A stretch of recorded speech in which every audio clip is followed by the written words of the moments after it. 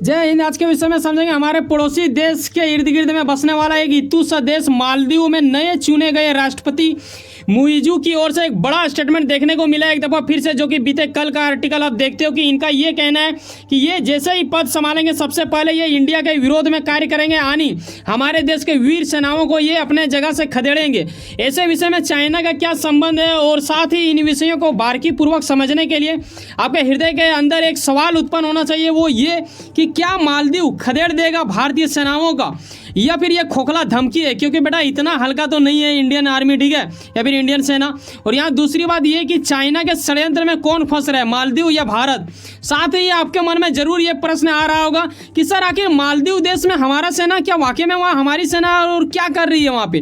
तो ये चीज़ हम वीडियो के अंत में बताएंगे कि हमारी सेना वहाँ कर क्या रहे हैं। लेकिन इससे पहले ये समझने वाली बात होगा कि आखिर जिस चीज़ के बारे में आज हम लोग डिस्कस करने वाले हैं, यकीनन आपको पता होगा कि किसी चीज़ को समझने के लिए उससे जुड़े खास बात और उससे जुड़े इतिहास को हमें जानना होता है, तभी जाके आप उस चीज़ को बारीकीपूर्वक समझ पाओगे। तो आइए शुरू से शुरू करते हैं।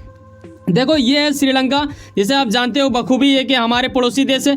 और ऐसे में जस्ट इनके इधर में आप देखते हो कि मालदीव, ये बड़ा ही छोटा सा जगह है। कितने लोग हैं यहाँ पे, कितने टापू हैं, इनके बारे में डिस्कस करेंगे। लेकिन यहाँ जानने वाली बात ये होगा कि मुइजू, जो कि एक अजीब टाइप का नाम ही है इनका, लेकिन इनके ओर से ऐसा कहा क्यों गया, इसके पीछे आखिर वजह क्या है, ये जानने वाली स्थिति हो जाता है। इस बंदे को देख लो, दरअसल यही दाढ़ी वाला है जिसके पास थोड़ा दाढ़ी की कमी है। लेकिन मैं बताना चाहूँगा कि ये जिस देश से आते हैं वहाँ पे दाढ़ी वाला लोग कुछ ज़्यादा ही रहते हैं।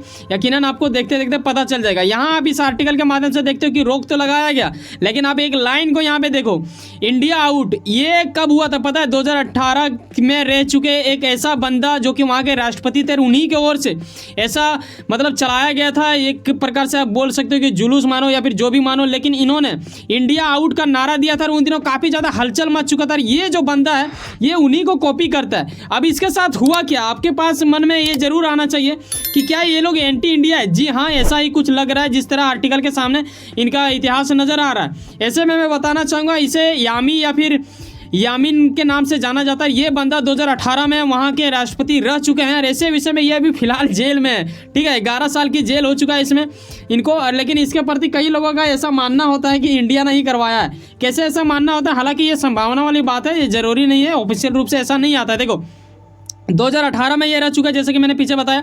इन्हीं के ओर से 2022 में ऐसा कुछ आर्टिकल सामने आया था जब इन्होंने कांड किया था, इंडिया आउट नाम का नाराबाजी करवाया और एंटी इंडिया को खड़ा करने की स्थिति उत्पन्न की गई थी वहाँ पे। लेकिन यहाँ जब आप एक ऐसे आर्टिकल देखते हो जहाँ हमारे सरकार की ओर से वहाँ कॉल किया गया उनके यहाँ के राष्ट्रपतियों को, अब बोला बेटा ये जो हुआ है ना, एम्बेसी पे अटैक कर दिया था इन लोगों ने, ठीक है, इस अटैक का या तो जाँच करवाओ या फिर उन्हें सजा दो, ऐसा कुछ हमारे सरकार की ओर से मांग किया गया था।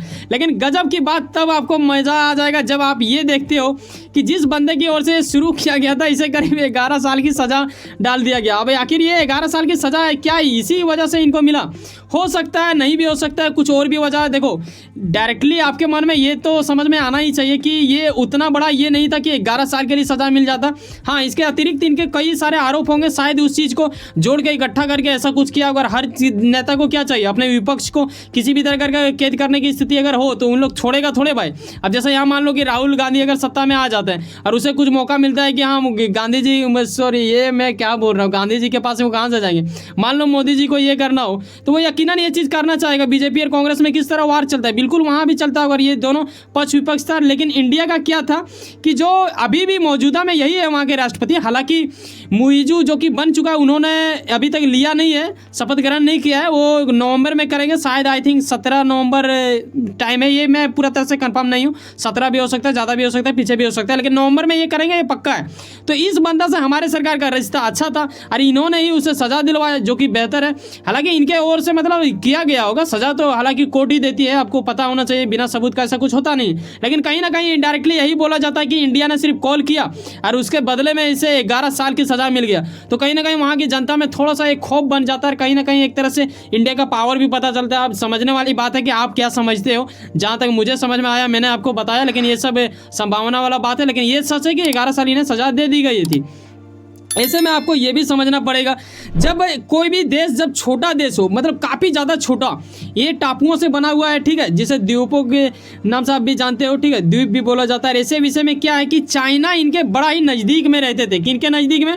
जिस बंदे को 11 साल की सजा हुआ इसके नज़दीक में, और अभी जो बना है उसके भी नज़दीक में ये काफ़ी ज़्यादा निकट रहता है। वो इनका मतलब चाहता है, ऐसे में वो इन्हें चाहते बहुत हैं। यहाँ लोन के रूप में अगर देखें ना, तो 2021 का अगर मैं आंकड़ा आपको दिखा देता हूँ, तो आप यहाँ पे चौंक जाइएगा कि भाई साहब ये 4th नंबर में आ रहा है, ठीक है। यहाँ पे आप देखो, ये तो 4th नंबर में आ रहा है, तो ये बड़ा ही भयानक हो जाता है इनके लिए। और ये कहीं ना कहीं इन छोटे देशों को लोन की ज़रूरत होता है, और ये लोग अपनी क्षमता से ज़्यादा ले लेते हैं। अगर इसे 10 रुपये इनके जेब में आता है, तो ये करीब 4 से लेकर 6 रुपये लोन उठा लेते हैं। तो ये होगा कहाँ से? इनका जो GDP आता है सब खत्म हो जाता है। इनकी आबादी भी कुछ खास नहीं है। हालांकि इन्होंने चुनाव जीतते इन चीज़ों का घोषणा करने लगा कि हाँ इंडिया के सेनाओं को खदेड़ेंगे, ये करेंगे, भगा देंगे, यहाँ पे नहीं रहने देंगे। कहीं ना कहीं इसे लगने लगा कि इंडिया इनके ऊपर जबरन कर रहा है, इसे गुलामी में रख रहा है। लेकिन बेटा बताना चाहेंगे, जब आप वीडियो के अंत स्टेप समझोगे तो यकीनन आपको पता चलेगा कि हम लोग इसे गुलाम बना रहे थे या फिर इन्हीं का सहयोग कर रहे थे, और या फिर हम लोग करते रहेंगे, ये जानने वाली बात होगा।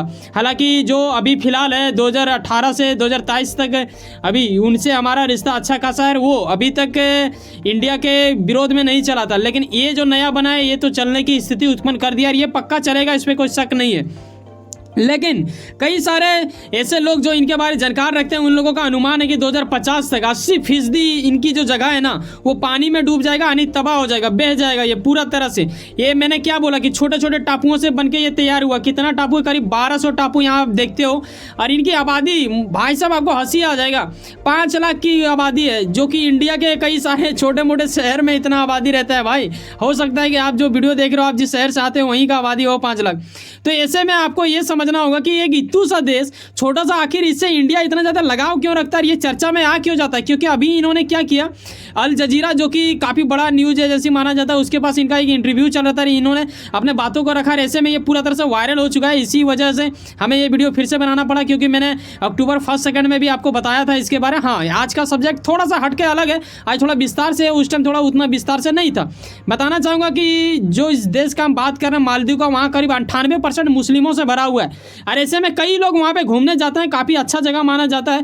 लेकिन कई सारे टापू उनका खाली रहता है। कुछ एक ही टापू में इनका जो राजधानी है वहीं पे करीब 40% लोग वहीं ठहर जाते हैं। ऐसे में अब वक्त आ चुका है कि हम जानें कि आखिर हमारी सेना वहाँ पे कर क्या रही है और कब से वो वहाँ पे गए थे। यहाँ पे मैं हाथ छाप क्यों दिखा रहा हूँ कांग्रेस का, क्योंकि आपको मन में ये जरूर आ रहा होगा कि सर 2024 काफ़ी ज़्यादा निकट आ रहा है और वो भी चुनाव से मामला था, और ये भी आप जो बता रहे हो कहीं चुनाव के बारे में बता रहे हो क्या? जी नहीं, वैसा मैं नहीं बता रहा हूँ, क्योंकि कांग्रेस को दिखाना जरूरी था। क्योंकि आप जानते होंगे पप्पू यानी राहुल गांधी, ठीक है, इनके ही घर से आते हैं राजीव गांधी, जो कि पूर्व रह चुके हैं प्रधानमंत्री। ऐसे में आपको समझना पड़ेगा कि जब वक्त था 1988, हमें याद करना पड़ेगा, तभी जाके आप इस चीज़ को समझ पाओगे। तब क्या होता है कि उस टाइम मौजूदा स्थिति में मालदीव के राष्ट्रपति थे, उनका नाम था गयूम, ठीक है, इनका शॉर्ट नाम आप जानो, गयूम नाम था इनका। तो गयूम जी काफ़ी ज़्यादा डर चुके थे, क्योंकि वो राजीव जी से मिलने वाले थे। लेकिन अचानक कुछ ऐसा होता है कि राजीव जी मना कर देते हैं, राजीव गांधी, कि बेटा अभी मत आओ, बाद में मिलते हैं। ऐसे में उनका टल जाता है। कुछ लोग प्लान कर रहे थे कि वहाँ पे अटैक करेगा और उनकी सत्ता मतलब तख्ता पलट कर देगा। जिस तरह अभी फिलहाल अभी मैंने आपको बताया होगा करीब 1-2 महीना पहले कि नाइजर, जो कि अफ्रीकन कंट्री में आता है, साहिल रीजन के अंतर्गत, तो वहाँ पे किस तरह तख्ता पलट हुआ, उसी प्रकार यहाँ पे होने वाला था। लेकिन वहाँ सेना ने किया, यहाँ पे उग्रवादियों की ओर से करने की स्थिति उत्पन्न की गई थी। लेकिन जैसे इनको कॉल आता है, हमारे देश के जो रह चुके थे उन दिनों प्रधानमंत्री, उनके ओर से करीब 1600 सैनिक भेज दिया जाता है वहाँ पे शांति स्थापित करने के लिए। लेकिन साथ में ये भी देखो बेटा, ये पाकिस्तान में भी कॉल किया था, ठीक है, अमेरिका भी, ब्रिटेन भी, श्रीलंका, किसी ने साथ नहीं दिया, भारत ने ही साथ दिया। आज स्थिति इतना खराब हो गया कि वहाँ जो अब नया बन रहा है वो क्या कर रहा है कि इंडिया के खिलाफ ही चल दिया, चाइना का समर्थक लेना चाह रहा है। ऐसे में यहाँ आप देखते हो कि हमारे देश के वायुसेना फिर थल सेना को भी ये रखा गया था। और ऐसे कई बार आर्टिकल आपने देखा होगा कि ये कैसे हुआ, क्यों हुआ, इन चीज़ों के बारीकी से समझे अगर ध्यान देते होंगे तो आपको यकीनन पता होगा। लेकिन उन दिनों किया गया था, जो कि काफ़ी अच्छा खास माना गया था। इसमें देखो श्रीलंका का एक जिस तरह अभी हालात मौजूदा स्थिति में अभी कहाँ का वार चल रहा है, आपने देखा इजराइल और फिलिस्तीन का चल रहा है, फिलिस्तीन का आतंकी संगठन हमास है। उसी प्रकार यहाँ जो आप देख रहे हो ना, एक संगठन का जिक्र किया जा रहा है जिसे PLOT बोला जाता है संगठन। ये आतंकवादी संगठन श्रीलंका का था और यही लोगों से प्लान किया गया था। और कुछ मालदीव के भी आतंकवादी थे, दोनों मिल चुके थे और इसके ऊपर अटैक करने की प्लानिंग किया जा रहा था। और इसी चीज़ को लेके इन्होंने कॉल किया भारत सरकार के और भारत सरकार ने तुरंत एक्शन लेते हुए एक ऐसा मतलब क्या ही बोले इसे मैं बताना चाहूँगा। हाँ, ये आप देखते हो ना भाई, तो ये ऑपरेशन जब किया गया था ना तो बिल्कुल इसी चीज़ को लेके किया गया था कि ताकि वहाँ के जो लोग हैं उसे बचाव तो कर ही लेगा, लेकिन साथ में आपको ये भी जानना पड़ेगा कि इन्हें आखिर तख्ता पलट करने से बचाया कैसे जाएगा। ऑपरेशन कैक्टस बोला जाता है इसे, जो कि अंजाम दिया गया था 1988 में, जो कि सफलतापूर्वक एक भी सेना को हम लोगों ने नहीं गंवाया था और पूर्ण रूप से उन्हें तो बचाया ही है। साथ में क्या होता है, उन्हीं दिनों जब हमारी सेना वहाँ पर 1600 भेजा जाता है तो उस वक्त में क्या हो रहा है कि हमारे देश के सरकारों की ओर से कहा गया था कि भाई साहब देखो यहाँ हमेशा ये सब होता रहेगा तो हम कुछ सेना छोड़ देते हैं। तो वहाँ पे शायद छोड़ दिया होगा कुछ सेना, एक संख्या मान लो, अब उतना मतलब पूर्ण रूप से मैं नहीं बता सकता कि कितनी संख्या छोड़ा गया, लेकिन हाँ कुछ संख्या छोड़ दिया गया और वही सेना आज भी वहाँ पे रह रहा है। और अभी जो मौजूदा स्थिति में वहाँ पे जो सरकार चुनी जा रही है, यानी ये इस बंदे का कहना है कि हमें लग रहा है कि गुलाम में हम रह रहे हैं, तो कहीं ना कहीं इस चीज़ का आपत्ति और ये उन्हें ही भगाना चाह रहे हैं वहाँ सब। देखने वाली बात होगा कि क्या होगा, ये नवंबर में अपना सत्ता ग्रहण करेंगे उसके बाद।